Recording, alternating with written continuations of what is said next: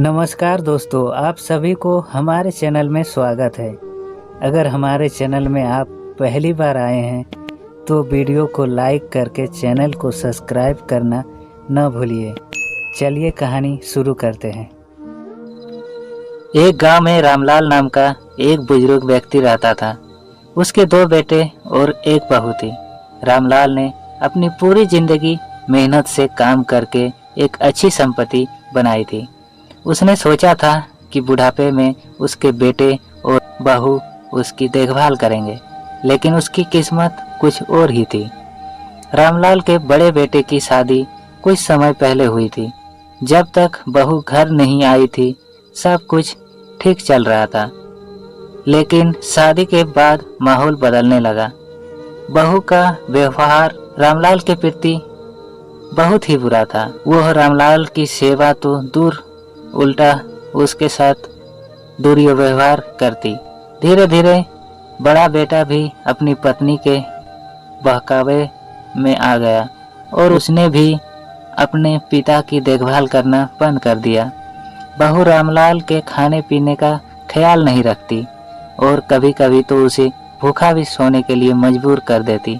रामलाल अपने छोटे बेटे से मदद की उम्मीद करता, लेकिन वह भी अपने बड़े भाई और भाभी के डर से कुछ नहीं कहता था। बहू और बड़ा बेटा मिलकर रामलाल को मानसिक और शारीरिक तौर पर प्रताड़ित करने लगे। रामलाल की तबीयत धीरे धीरे बिगड़ने लगी। एक दिन उसने सोचा कि वह अब अपने ही घर में एक बोझ बन गया है।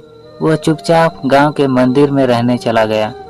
गांव वालों ने जब रामलाल की स्थिति देखी तो उन्हें बहुत दुख हुआ। गांव के मुखिया ने पंचायत बुलाई और रामलाल के बेटों और बहू को बुलाया।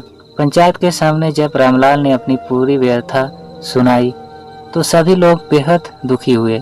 गांव वालों ने मिलकर रामलाल के बेटे और बहू को खूब डांटा और उन्हें चेतावनी दी कि अगर उन्होंने रामलाल की सेवा नहीं की तो उन्हें गांव से निकाल दिया जाएगा।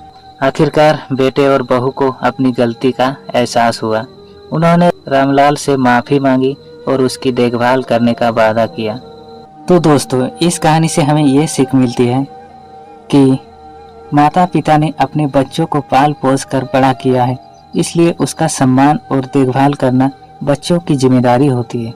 जब हम अपने स्वार्थ में दूसरों की भावनाओं और ज़रूरतों को नज़रअंदाज करते हैं तो इससे रिश्तों में दरार आती है और अंत में पछताना पड़ता है।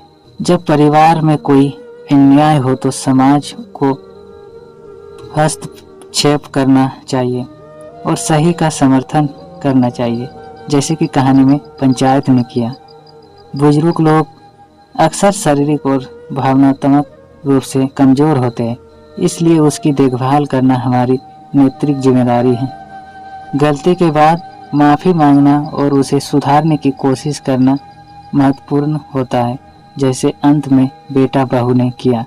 तो दोस्तों, उम्मीद करता हूँ आपको कहानी पसंद आया होगा। कहानी पसंद आया हो तो वीडियो को लाइक करना ना भूलें और इसी तरह के नई कहानी सुनने के लिए हमारे चैनल को सब्सक्राइब करना ना भूलें। जय हिंद, जय भारत।